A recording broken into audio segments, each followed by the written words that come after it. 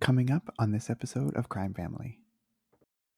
Found out my granddaughter has been taken. She has been missing for a month. Someone here now. There's something wrong. I found my daughter's car today, and it smells like there's been a dead body in the damn car. Okay, what is the 3-year-old's name? Caylee. She also had like 31 days to kind of come up with a perfect story. It kind of makes it more mysterious as to why she would have such a shitty story that falls apart almost instantly. Things have begun to spiral out of control for Casey very quickly, as her lies about the nanny and her workplace have been uncovered, and this is only a day after the 911 call is placed. The cadaver dogs are indicating that there's something resembling that, there's been a human body in this trunk. I also have problems with George himself, so I don't really take anything he says as truth, but... So we're just kind of getting started. Just scratching the surface.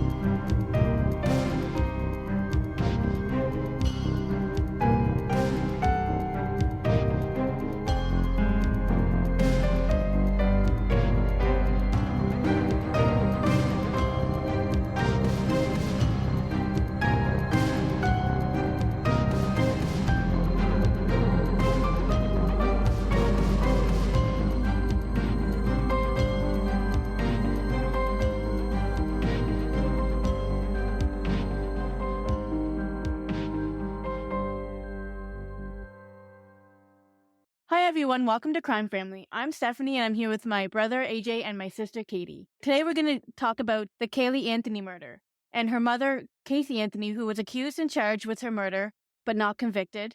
And we're also going to be diving into the evidence, her story, the trial, and the outcome. Is she really innocent, or is this case just an evil, vindictive woman who actually got away with murder? This is the question you have to ask yourself. Before we dive deep into this story, I just want to remind you that this case is not just about Caylee Anthony. In fact, let's not even think about Caylee Anthony for a second. Let's just think about this little girl whose life was taken way too soon. Let's remember Caylee as this bright, vibrant little girl who loved life and was so innocent and happy with just being a kid. This case was so high profile. It's one of those cases that you'll just never forget it. So let's just dive right in. AJ's going to start us off with the case. Yeah, so like Steph said, this case is pretty high profile. I think I've mentioned it on the podcast before that this was probably the first case that I was super into and followed really closely. And it's probably the case that got me into the true crime genre because, I read books about the case and followed the trial when it was happening and stuff. So I already know quite a bit about it before we decided to do it. And I'm sure a lot of you probably do as well, because like we said, it's pretty high profile. What did you guys know? I mean, obviously the both of you know about the case because it's so infamous, but what was your level of knowledge about it before? Did you know a ton of details or? I used to know a lot more about it, and then it kind of, as it was out of the media and everything, it kind of dropped off my radar. So I remember a few things as I was researching, but I think for the most part, there was a lot that I just had never gotten into. So a lot of it was new for me. Yeah, I remember when this case was in the media, and I remember really being intrigued about it, but I don't remember actually knowing a whole lot about it until we decided to do it for our podcast. So when I was researching, like Katie said, when I was researching it, there was a lot of stuff that I didn't know and a lot of new to me information that I thought was very intriguing and very important. So yeah, it was great to kind of get a fresh look at it because I do remember it. I just don't remember what it all entailed. Yeah. So you can go down the rabbit hole with this case if you want. There's so many forums and so many documentaries and so much information. So we're going to do our best to go on a deep dive with you into this case, like Steph said, about all the evidence and the trial and everything. But of course, it's not going to be an exhaustive or fully inclusive list of every little bit of detail because that would probably take a much longer time frame than we have in 4 episodes to go into. So we're going to go over the main part of the story and the information that we found most interesting and trying to present all the big pieces of evidence that were a part of the case. So yeah, going to get into the Caylee Anthony murder case and the trial of Caylee Anthony, part 1. So this case really all begins on July 15th of 2008. And that's when the police in Orlando, Florida, received a frantic 911 call from a woman named Caylee Anthony. And she's the grandmother of 2-year-old Caylee Anthony.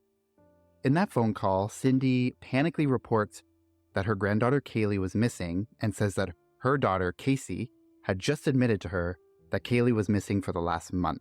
But this is the first time that any such disappearance has ever been reported to authorities. Caylee Anthony herself gets onto the phone during this 911 call to speak with the operator. And when asked if she knows where her daughter Caylee is or who has her, Casey admits that yes, a woman by the name of Zenaida Fernandez Gonzalez, which is the nanny who has been working for Casey for the last 1.5 to 2 years. The operator in that initial phone call asks why Casey didn't report this 31 days ago when she first found out that Caylee was missing. And Casey has an extremely unusual answer to that question. So we're going to take a listen to the full 911 call now, and we're going to play that for you so you'll hear a little bit about what I'm talking about. 911, what's your emergency? I called a little bit ago, the deputy sheriff's not here. I found out my granddaughter has been taken. She has been missing for a month. Her mother finally admitted that she's been missing. Okay, what is here now? Okay, what is the address that you're calling from? 4937 Hope Spring Drive. We're talking about a 3-year-old little girl. 4937 what? Hope Spring, HOPESPRING Drive, Orlando. My daughter finally admitted that the baby's in the store. I need to find her. Your daughter admitted that the baby is where? But the babysitter took her a month ago that my daughter's been looking for. I told you my daughter was missing for a month. I just found her today, but I can't find my granddaughter. And she just admitted to me that she's been trying to find her herself. There's something wrong. I found my daughter's car today, and it smells like there's been a dead body in the damn car. Okay, what is the 3-year-old's name? Caylee, Caylee, Anthony. Caylee Anthony? Yes. Okay, is she white, black, or Hispanic? She's white. How long has she been missing for? I have not seen her since the 7th of June. What is her date of birth? 8/9/2000. Oh God, she's 3. She's 2005.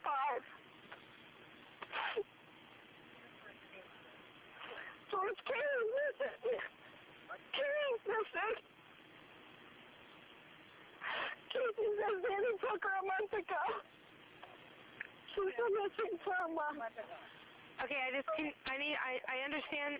Can you calm down for me for just a minute? And I need to know what's going on, okay? I'm gonna try and talk. Is your daughter there? I'm on the phone with them. Is your daughter there? Yes. Can I speak with her? Do you mind if I speak with her? Thank you. I called them 2 hours ago. They haven't gotten here. She finally admitted to Danny took her a month ago. Ma'am. Okay, Danny's here to talk. They want to talk to you. Answer the question. Hello? Hello? Yes. Hi. Well, can you tell me what's going on a little bit? I'm sorry? Can you tell me a little bit what's going on? My daughter's been missing for the last 31 days. And you know who has her? I know who has her. I've tried to contact her. I actually received a phone call today, now from a number that is no longer in service. I did get to speak to my daughter for about a minute. Okay, did you guys call and report a vehicle stolen? Yes, my mom did. Okay, so there's been a vehicle stolen too? No, this was my vehicle. What vehicle was stolen? It's a 98 Pontiac Sunfire. Okay, I have deputies on the way to you right now for that. But now your 3-year-old, okay, your 3-year-old daughter is missing. Caylee Anthony. Yes. White female. Anthony. Yes, white female. 3 years old. 8/9/2005 is her date of birth. Yes. And you last saw her a month ago? 31 days. It's been 31 days. Who has her? Do you have a name? Her name is Zenaida Fernandez Gonzalez. Who is that? Babysitter? She's been my nanny for about a year and a half, almost 2 years. Why are you calling now? Why didn't you call 31 days ago? I've been looking for her and have gone through other resources to try to find her, which is stupid. Okay. Can you give me the name of the nanny again? Like, spell it out for me? Zenaida, Zenaida. Last name? Fernandez Gonzalez.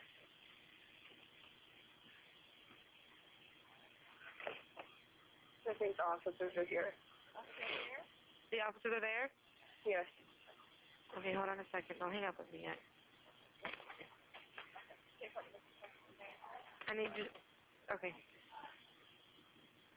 So initially, the first thing that goes through my mind about hearing that is, why on earth would a mother go through, quote, other resources, end quote, to try and find her daughter after knowing that she was taken by a nanny, and then not only report it that day that it happened, but then go 31 days without reporting it. And it wasn't even her that eventually reported. It was her mother, Cindy, who did. So if it wasn't for Cindy, who knows how long it would have been until she was eventually reported missing. So this is initially a ton of red flags are going up about what's going on and why it took 31 days. So what were your guys' initial thoughts about that 911 call? When I first listened to the 911 call, I had to listen to it actually like a few times because my first thoughts were like, I'm listening to this 911 call of two totally different people. A grandmother who's like frantically wondering like where her granddaughter is and wanting to know information and trying to get help. And then I hear a mother who you think should be panicking and freaking out and crying and distraught, but seemed oddly calm and very like nonchalant and one-word answers. So it's a very different 911 call if you think like when you listen to it, which is why I had to listen to it for 3 or 4 times because I'm like, I'm listening to two different people about the same case, and it was just really odd to me. I don't know if anybody else felt like that, but that's how I felt.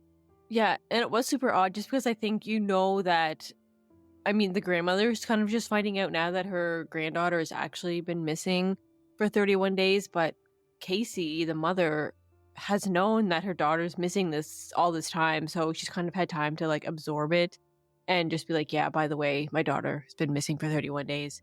That's what stands out to me. Is just like she knew the whole time and was just now being like, yeah, she's gone. And so like another thing that I want to mention about this 911 call is that another thing that makes it unusual is that this is actually the third 911 call made that night. So the first one actually comes in at just past 8 p.m. So at 8:09 p.m. And it was Cindy telling the dispatcher that her daughter Casey had stolen her car and that she wanted to bring Casey into the police department to press charges. And you can actually hear Casey and her mother talking during this 911 call. Like Casey is actually sitting next to her mother and they're like talking about it this whole time. And so it's not even about Caylee at this point in time. So at this time of night, I guess Cindy just isn't aware yet of what is actually going on. And so then there's a second 911 call that comes in less than an hour later. This is at 8:44. And she is telling them that Casey had been missing for a month now. And also she can't find her granddaughter. And she's saying that Casey needs to be arrested. So the grandmother's kind of cluing in now to the seriousness of what's going on. But then it's once this call is over, and then it's an hour later when she calls and makes that 911 call that we just heard. And so it quickly escalates just from like a casual reporting of a stolen car to frantically reporting that it smells like a dead body has been in the car. Caylee's been missing for 31 days. And I think this just kind of puts into context a bit like the relationship that Casey and her mom have, which obviously isn't great. She stole her mom's car. Her mom's trying to get her arrested. And just kind of how unfazed Casey seems to be when her mom, wanted her to have her arrested for car theft And then, of course, more alarmingly, when she reports that her daughter has been missing for 31 days. So, yeah, it's a very strange kind of sequence of events. I never heard the first two 911 calls, so that's very interesting that all those happened within like an hour of each other. Yeah. And as we go deeper into this case, you will see just how much of a dysfunctional family all of these people are. And that might also help explain what is exactly going on. Because like Katie said, escalates very quickly.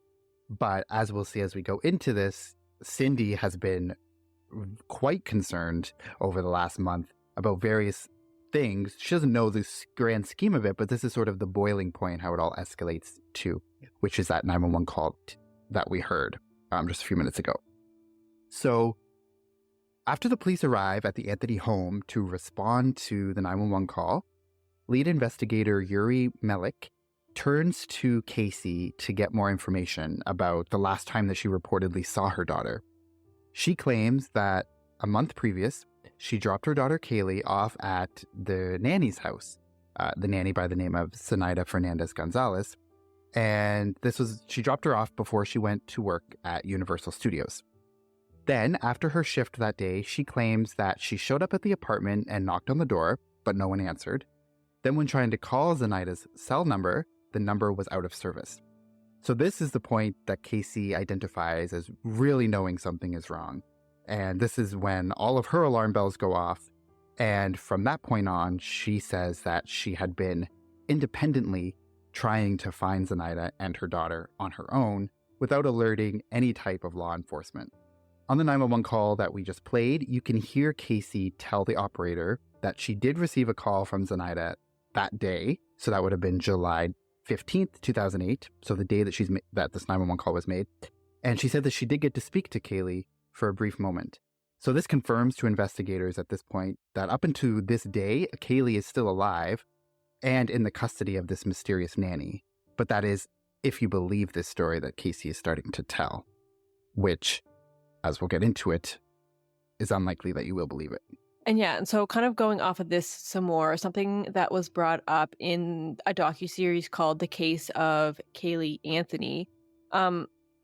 Just a little bit of background on this. This is like an investigative docuseries with a former FBI agent and a former Scotland Yard agent. And so they are kind of going into this case. They're saying, well, if Casey was found innocent, then what actually did happen to Caylee? Like, who actually did kill her? So they're kind of representing both sides, trying to get to the bottom of it. In that docuseries, they say that on the night of that 911 call, so it's around 1 a.m. on the 16th, so just past midnight after the 911 call, is when Casey gives her first written statement to the police. A forensic linguist named James Fitzgerald, who's analyzing the statement 10 years after all of this, he points out that her statement is 3.5 pages long.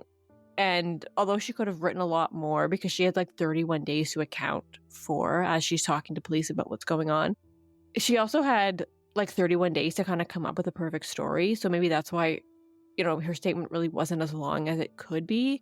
And I guess that's a good point. But also, as we'll see, as AJ's going to get into kind of what goes on, it kind of makes it more mysterious as to why she would have such a shitty story that falls apart almost instantly if she had that long to come up with a story about what actually happened, and to think about it and kind of prepare her defense. And she also tries to defend her actions by saying that she had stolen from and she lied to her family, all in the pursuit to find her daughter. And like AJ said she had gone through other resources to try and find her. She claims that she was doing everything she could to try and find Caylee. Of course, as we know, except, reaching out to police to get proper help. So yeah, I just kind of wanted to bring that up as to if she knew for 31 days, why did she have such a shitty story? So just something to think about. Yeah. So just a lot of things that are sketch from the beginning. And we're still at the night of the 911 call, and we already have a lot of red flags, so to speak. So, like Katie said, Casey has her official first interview with investigators just after midnight on July 16th. They get a little bit more of her story. And then Yuri, who's the main investigator at this time. I believe it's the next morning, so it's the morning of the 16th, just hours after she's given that statement. He takes Casey around to various locations in Orlando to try and sort of suss out where Caylee might be.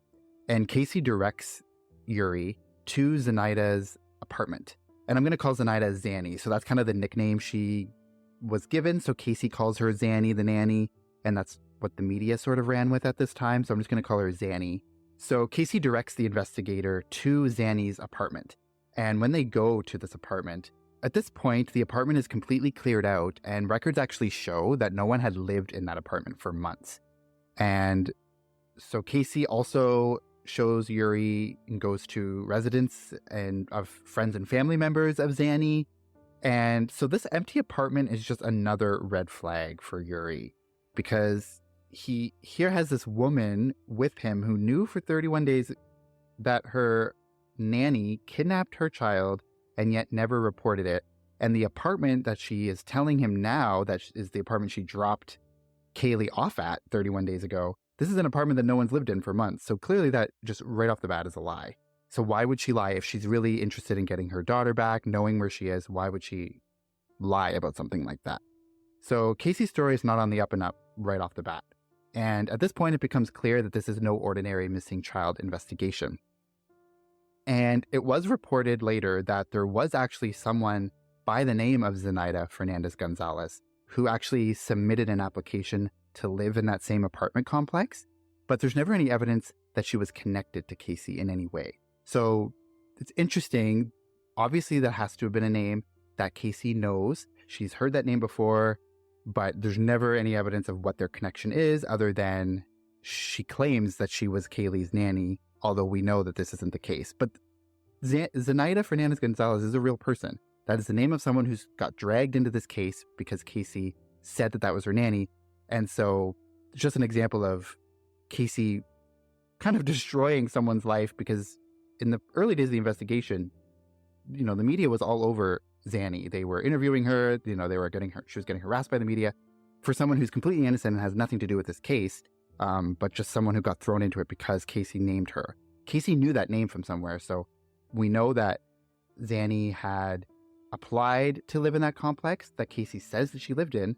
So that is a real thing. So, but we don't really know any other details about how Casey got her name. Casey claims that she is a nanny, but we know that it wasn't her nanny. So that was gonna be my question. Like, how did she know this person? Like, it comes out in one of the documentaries I watched. So the apartment complex that she says Zanny lived in was the apartment complex that one of her friends lived in. So Casey actually knew someone in that same complex, and Caylee had been there multiple times. Casey had been there multiple times with this friend. So somehow Casey was privy to like the names of people who had applied to live there, because she knew this name from somewhere and uses it as her cover story. It just amazes me that she wouldn't think people are going to look into this. It's like, oh, the nanny took her. It's like, okay. And then no one's going to look into who this nanny is. Like, why come up with some random person that's not true, that was never your nanny? Like, she doesn't think it through at all. And then, like, can you imagine being that person, like Zanny, being dragged into this situation that she had nothing to do with and probably didn't even know who Casey was, or maybe had like a brief encounter with her some random time? Like, poor girl, like, her life probably got ruined because she was supposed to be this kidnapper who kidnapped a child. I know, it was like Casey trying to frame her and then just think that, like, oh, they're going to put her in jail for this, even though there's zero evidence linking her to it. Like, it just really does not make sense, her thought process. Yeah, and I believe that actually Zanny did file a defamation suit against Casey later because of all of the... I would. Yeah, all of the like pain and suffering that comes along with having your name brought up in this case. And this is like a major high profile case, like almost immediately. So because then didn't they say it was like Xanax or something like that? So like that's why she called her Zanny or something weird like that. Yeah, wasn't there like something in the news about? That was I think on Nancy Grace. And anyone who knows this case knows that Nancy Grace has her opinions. I think like people were saying that because Casey was such a liar, they thought that maybe Zanny was like some made up term, but referring to Xanax or something. I don't. Oh, okay. Yeah, I don't really know much more. I just feel really bad for this Zenaida girl. Like, probably to this day, she's probably still has people talking about her and what happened. Well, yeah, she does. We are. Yeah, I was just gonna say that. Here we are talking about her. Yeah, I know, but like, I mean, I'm just like, I don't know. I don't think there's anyone that thinks that she had anything to do with it, though. Like, I think her name was just brought in. Her name will always be associated with this case, but not that she had anything to do with it. Yeah, and I think like even if you might want to, even if you have nothing to do with it, you might still want to separate yourself as much as possible. She's probably like changing her name, like I would. Like, you don't even want to have anything to do with this case or any of the people involved. So kind of want to just distance yourself. So really shitty for Casey to kind of just destroy one woman's life. And it's one thing to make up a fake name, but to actually make up the name of someone that's a real person that you somehow know. I don't know exactly. Obviously, it's not a coincidence that there's someone by that name who filed an application to live in that complex. Obviously, Casey knew that this was the case, but like Katie said, didn't really have any type of plan for what happens when people look into these kind of things. She just thought, oh, I'm going to give them the name of this person and that's going to be enough for them to get off my back. So I don't really know what her ultimate goal was. It's just whack. One of the pieces of detail that Casey mentions to the lead investigator, Yuri, as well, was her workplace, Universal Studios. And according to the Peacock original documentary called Caylee Anthony, Where the Truth Lies, which I had the unfortunate, I don't know what I'm trying to say. I had the unfortunate pleasure of having to watch this. I guess I didn't have to watch it, but I did watch it. And it's Casey's first interview. It came out, I think, in 2021, and it was her first interview about the case. And by that point, it had been 10 years since the trial. So I think it got a lot of buzz because it was the first time she was speaking publicly about it. But knowing what we know about Casey and all the lies and manipulations, it's hard to really stomach watching her potentially profit from any of this. So I did watch it in order to cover it. So I'm just putting that out there. I watched it after I watched everything else. I had issues with it too. Just like, I couldn't watch all of it because she was so cringy. I feel like people who are fans of true crime or just interested in this case, I feel like you're lying if you don't say that there's at least a little bit of curiosity about what she has to say. Not that you're going to believe anything she says or see her as the victim, which she tries to play herself as. But I feel like everyone who knows this case is at least somewhat interested in knowing what she's going to say now. So, if you say that you're uninterested, you're lying. But yeah, I'm always interested in knowing like the other side of it. And we'll get into this later, but especially during the trial and some things that the trial didn't cover, the defense, like kind of what the defense has to say. And it is super interesting to see what holes they poke in the prosecution's case. So I'm totally interested in that. Yeah. And I think although there was some controversy about this documentary, the fact that they were giving her a platform to even talk about it, but it's not a documentary that really necessarily paints her in the best light. The first episode is still kind of breaking down everything in the prosecution side, going over everything in the case, and you really don't have any sort of sympathy for her, at least on the very first episode. So it's not like it's completely lopsided to her perspective, but they're giving space for her to talk about it and defend herself, which people have problems with. Didn't they also give her a book? Isn't there a book out? Well, there's lots of books, but I don't think she wrote one. No. Okay. Like the prosecution, like the head lawyer for the prosecution wrote a book, and I think the defense attorney also wrote a book. So there's lots of books out there, but I don't think she ever, this is the first time she's ever done anything to address this case or the trial. That's why I think this got buzz, this documentary, because she was speaking out for the first time, apparently. But anyway, my point in mentioning that was that there was a lot of good information in this documentary as well. So in this documentary, one of the detectives discusses the whole thing about Universal Studios and the details surrounding her job there and all of that. So when they have that initial interview with Casey, later that day, Yuri goes to Universal Studios on his own and actually finds out, once he inquires, that there is no Caylee Anthony that works at Universal Studios. So he knows that she's lied about this. but they don't tell her right away that they know she's lying. So knowing this information, the detectives actually have Caylee take them to Universal Studios and show them her office, which she agrees to. So they don't get an initial admission that she doesn't work there at that point. She just goes along with it the entire time. Keep in mind, though, that they know already that she's lying because they talk to the people. They know she doesn't work there, but she goes with it, says she's working there, and she agrees to take them to her office. So she takes them to the HR building at Universal Studios. They enter the building. She waves at numerous people inside. And the detective claims in this documentary that although the people are waving back at her, it's clear by the looks on their faces that she is not someone who's familiar to them. They don't know who she is. So they walk around the office building for a while. They go down some hallways, turn some corners. Eventually, they come to a dead-end hallway. And then this is when Caylee eventually turns around to the investigators and admits that she doesn't work there. And not only does she not work there, but actually she hadn't been an employee there for over 3 years since going on maternity leave. So she did work there at one point, but once she got pregnant with Caylee, she went on maternity leave, and she still carried around her ID badge and her clothing from this job in order to, quote, fool friends and family, end quote, according to a report from Reuters from the time of the trial. So what's amazing to me is that she committed to this lie the entire time. So right up until she and the cops hit a literal dead end, she's going along with it. So what was her plan? Was she hoping that she was going to come across an empty office that she could pass off as hers? Or then when she didn't, she had to come clean? I'm so curious to know what was going through her mind at that time. So with every turn of the hallway, was she just hoping a miraculous solution to this problem would come up and she could just make up another lie? So that's kind of fascinating to me. Could you imagine being Caylee in that moment, walking these detectives down the hallway, knowing that you're not going to find anything? You know you don't work there, but you're committing it to the very end, which was just wild to me.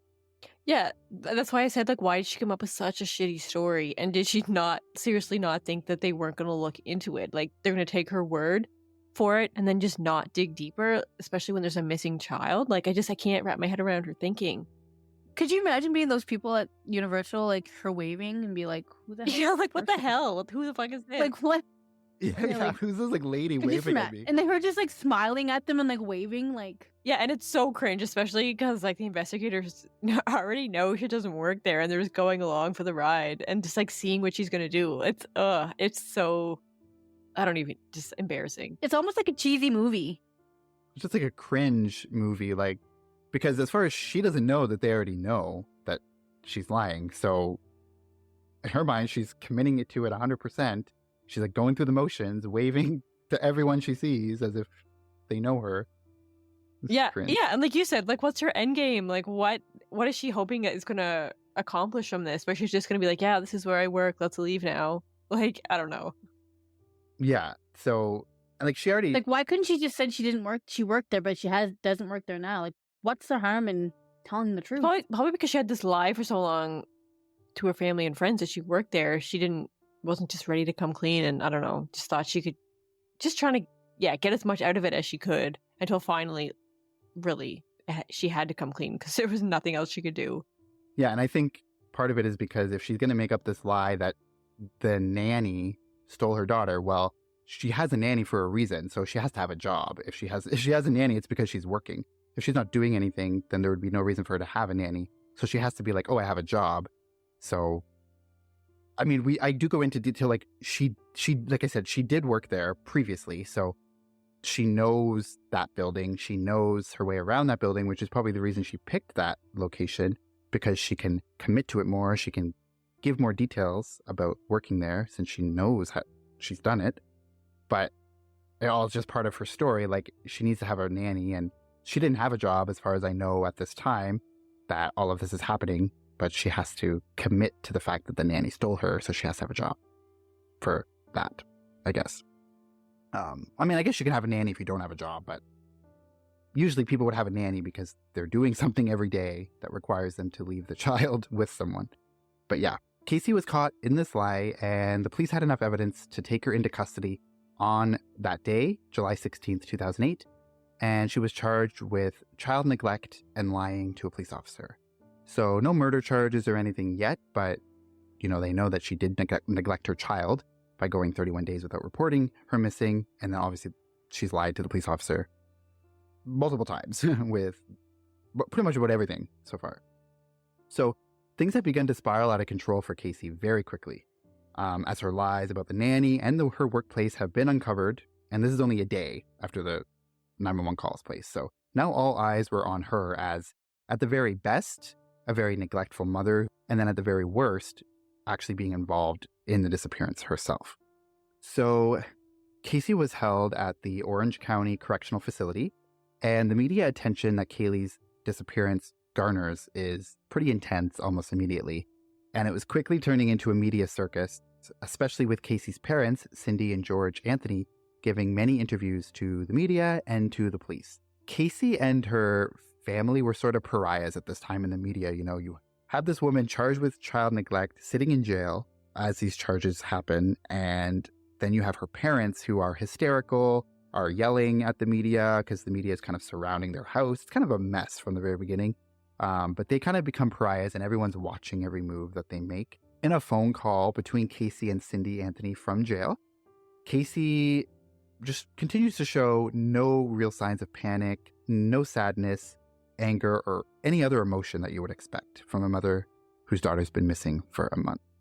So this is the initial setup for this case and how everything sort of kicks off in this investigation. And like I said, because of the media attention that was surrounding this case, every action that Caylee and her family did was being very heavily scrutinized. And media outlets then make a public records request to access details from law enforcement's investigation of Caylee's phone activity in the months leading up to and after Caylee's disappearance. A lot of information from this public records request gets leaked to the media and gets disclosed to the media. So there's a lot of information that the media knows very early on that they sort of run with. Yeah. And also, I just want to say it's not necessarily leaked. Like, Florida has this law called the Sunshine Law, I think. This came up in a couple things that I looked into. And I guess apparently it's basically just like the freedom of open information or something. The way they described it was every time the prosecution would hand over evidence to the defense, it also got handed over to the media, which that was the law. So the media literally had access to every piece of information and evidence that was out there. So that's why it was such a huge thing in the media, because they could follow along every step of the way. So that's why it got so crazy. Yeah, and I guess there's pros and cons to that. A pro is, that they have the transparency that people can see and the media can see exactly what's going on. So that might decrease the amount of BS or corruption that happens, because if they know that the media is kind of getting their hands on everything. But also there's lots of cons as well, because that taints a potential jury pool. If you go to trial and you have all this information already out there, especially with a case like this high profile, then there's a good chance that it could tarnish the jury pool and make it hard to find jurors who are objective. So that's a weird law. And I don't know if Florida is unique in that. I mean, probably not every state has that, but I don't really know how I feel about that in general. Yeah, and I guess it just, as we see in this case, the public kind of quickly paints this picture of who they think Caylee is, and so they kind of make up their mind, like you said, that she's guilty right away. So it is hard to get a jury pool that is not biased. Yeah, and this is the kind of case that at the time, back in 2008, was on the news every night. So I already mentioned Nancy Grace. Nancy Grace had a field day with this case and with Caylee in general. So pretty much every night, Nancy Grace was focused on this case and interviewing people and Nancy Grace is kind of like, her show is a little bit ratchet. just because I don't really like I don't like her. I mean, she's funny, but she's funny, but also but she jumps to conclusions so fast. Yeah. And she brings people on who I question their legitimacy. She's like, this is Caylee's coworker from 10 years ago who Caylee had no interaction with for 10 years, but all of a sudden this person's supposed to be an expert in the details about this case. Yeah, and she's just too emotional. I bring this up multiple times, but she's like, just look at that face. You can tell he's guilty. It's just no. Yeah. So it's just wild. And even if you believe Caylee is 100% guilty and you agree with what Nancy Grace is saying, her coverage of this case is just wild. I mean, she's the type of person that figures out very early on what side she's on and dismisses anything that comes across that doesn't tailor to that argument, and makes sometimes ridiculous, outrageous sort of leaps in logic between things in order to make them connect. So Yeah, like, oh, he is the face of a serial killer, you can tell. Like, you can't say that. Like, that's not legitimate. yeah. And what is the face of a serial killer? Like, we see serial killers from all different walks of life. Like, what does a serial killer actually look like? What does that what does she mean by the face of a serial killer? Like, so anyway, yeah, like I said, like, this is the kind of case that every night you could tune into her show and she'll have someone new on to interview who becomes an expert in criminal justice. And even though they're just like a random friend that Casey's met 10 years ago one time. So lots of stuff is coming out to the media, and that's why there's so much material for people like Nancy Grace to talk about, because it's just like every day there's more things that are coming out. And so, like I said, they make this request because the investigation is looking at Casey's phone activity in the months that led up to and after Caylee's disappearance. So local investigative reporter Tony Pipitone, I don't know how you pronounce it, but I'm going to say Tony Pipitone. But he's a local investigative reporter, and he explains in the documentary Where the Truth Lies that it is when they filed for this public records request that the media discovers and subsequently releases these various details about conversations that Casey had with an ex-boyfriend and some of her friends. So Casey's ex-boyfriend, Ricardo Morales, told investigators that he had received a message from Casey prior to Caylee's disappearance saying, along the lines of that she didn't feel that she could participate fully with her friends because she was a mother. And then in May of 2008, she said on Facebook in another chat that she was, quote, going crazy over here. At least the kid has passed out, end quote. So it's clear that she's having second thoughts about being a mother, or she doesn't like the responsibility that came with it, and she just wishes she could have more fun time, I guess. At least from these two interactions, that's what I'm gathering. So then the question becomes, could Casey have killed her daughter in order to get her out of the way, so to speak, so she could go out and have more fun with friends and have a more free life? So that's certainly what these messages are alluding to, but of course, that's just circumstantial and nothing's even close to being confirmed in this case. But from the outset, it's not looking good. Yeah, but also I think, like, and me and Steph can relate, as mothers of, like, young kids, you do sometimes have that, like, oh my God, like, you don't have the freedom that you once had. But I mean, obviously you're not going to go to the extent of getting rid of your kid, and sometimes just kind of venting that out there, being like, oh my God, it's, like she was saying, like, well, at least the kid's asleep, so I have a little bit of time. But also she was living with her parents, so it's not like she was all alone by herself, didn't have any support. So I don't really have sympathy for her here, because she did have tons of help, I think. She probably was finding it hard to balance being a mom and trying to have some free time, but the case is she didn't live alone.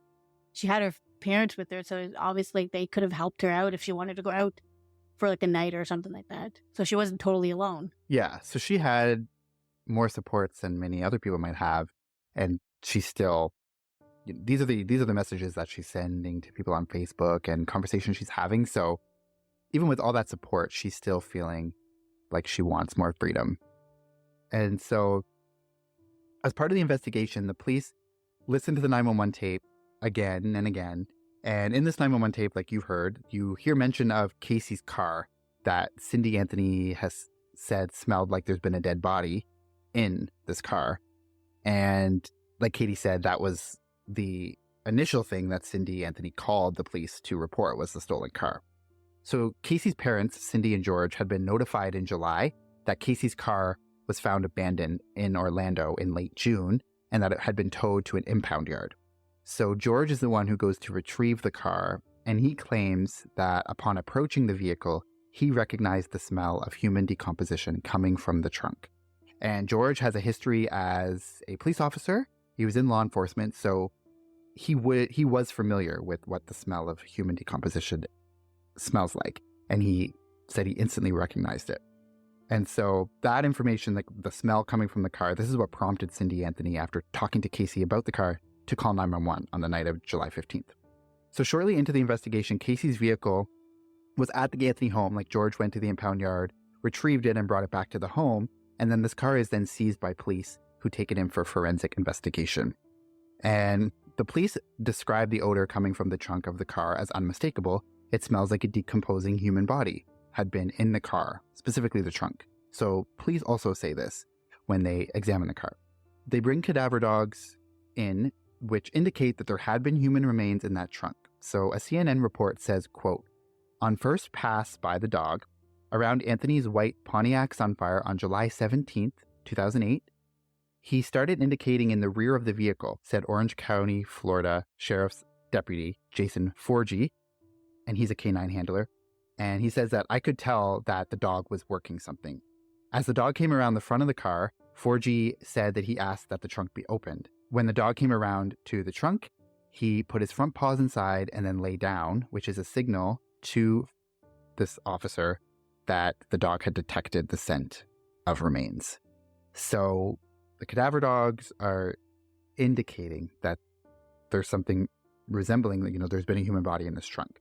So this leads investigators to the theory that Casey was involved in the murder and at one point in time had stored Caylee's dead body in the trunk of her car.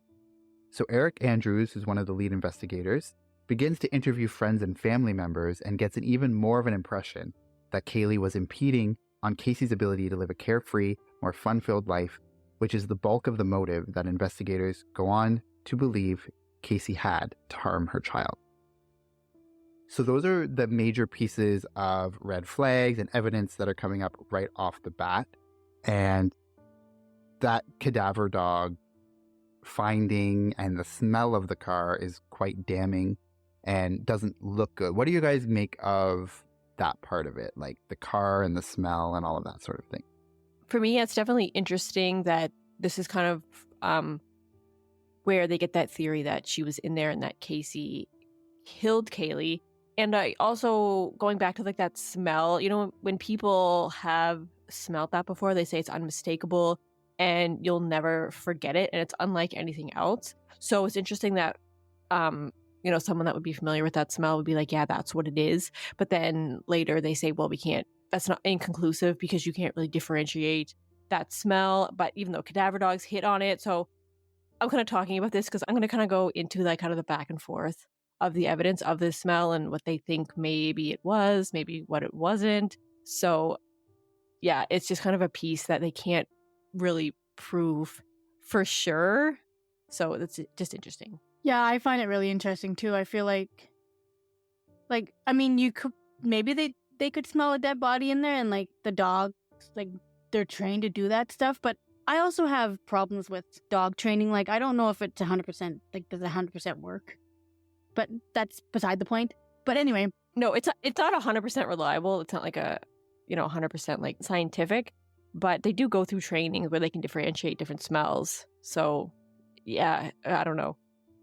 So is it kind of a case where like they go through enough training where it's more believable than not that if the dog does sense something that there was a human body there, but it can't be said for 100% certainty. But if you're going to go with, well, it's more likely there was because the dog picked up on it kind of thing. Yeah. And I'm going to kind of go into this a bit too later, and they say that the dog can differentiate. Like, for example, if there was a dead animal back there, it would be able to tell the difference. If there was like rotten garbage or rotten food in the back, the dog should be able to tell the difference and not hit on it because it can differentiate that. But then there are cases where the dog hit on something, but there's no evidence that there ever was anything there. So it's more likely than not that there was something there if a dog hits on it, but you still can't say 100% that yes, that's what happened. But like, yeah, I mean, I guess if it like smells really bad, I mean, you're not gonna forget that smell. But I mean, I could probably smell the difference between garbage and a rotten corpse. But yeah, see, I'm fortunate enough to never have smelled a dead body, so I do not know what it smells like and to know the difference. But everyone that has says, yeah, it's unmistakable. Like you know the difference for sure. Yeah, and I mean, I've smelled like rotten garbage, unfortunately. Oh, dude, I smell rotten garbage too, and I'm pretty sure it doesn't smell like a dead human. But I mean, I don't know. I've never smelled a dead human, so maybe Same. Maybe they are comparable. But like we said, everyone, like the police are saying it. George Anthony's saying it, that it's like a very noticeable, like unique smell. I also have problems with George himself, so I don't really take anything he says as truth. But yeah, we'll get into him as well. Yeah, we're not done with him for sure, but But he's also not the only one saying this. Like the other police officers are also saying they smelt it. No, I know, but I'm just saying, like, I wouldn't trust what he was saying. Also, Casey's mother, she's the one that first said it, that it smells like a dead body, and she's a nurse, so she may be familiar with that smell as well. So there's that. But I mean, I don't know if a nurse would know what like a 3-week decomposing body would smell like. Like you've seen a dead body, obviously, but I don't know how many times you're around one that's been rotting for 3 weeks. Yeah, that's a good point. Yeah, just because she's around dead bodies, that doesn't mean she has been around one that's that long. Yeah. I'm hoping there's no, like, she hasn't been around, like, a body sitting in a bed for 3 weeks. Dead. Yeah, definitely not. Yeah, and this is like the hot Florida sun as well, so maybe like the smell would be more noticeable in a shorter amount of time too. Yeah, that does come up where because it's Florida, everything decomposes super quickly. Like it could take like a month and something could be completely skeletonized. So that is a factor. Yeah, and so we're not done with the car and the findings in the trunk, and we're not done with George or Cindy or anyone in this case. So we're just kind of getting started. Just scratching the surface. Yes, exactly. So this is where we're going to end part 1. We've kind of set up the scene for you so you can kind of get a good idea of sort of the beginning of everything and all the sketchy inconsistencies and all of that. So good place to end part 1. So thank you so much. We're going to go into next week more detail about the 31-day timeline. So if you're wondering what happened in that 31 days between when Caylee was last seen and then when Cindy calls 911. So we're going to go into that, a little bit more of that timeline to give you a better idea of what Casey was up to and some more inconsistencies in that as well. And we're also going to go into the gruesome discovery and the sad discovery that happens later in 2008 regarding this case. So thank you so much. You can follow us on all the social medias. We're at Crime Family Podcast on Facebook and on Instagram. At Crime Family Pod 1 on Twitter. You can join our Patreon page if you want to support the show, and you get some bonus episodes and some great content. So there's a link to that in the show notes. And send us your feedback. So we're just at part 1 of the case, but so far, what are your thoughts? Like, what do you think of the trunk and the smell coming from it? What do you think of Zanny the nanny and all of that madness and chaos? What are your thoughts? We want to know along the way what you guys are thinking and what your thoughts are on each unique aspect of this case. So send us your messages and your emails. And we're on YouTube now, so all of the episodes are uploaded to YouTube as well as on all the podcast apps. So very exciting. You can catch us there and interact with us. We'd love to hear from you. So thank you so much. We'll see you next week for part 2 of the Caylee Anthony case. So until then, see ya. Bye. Bye.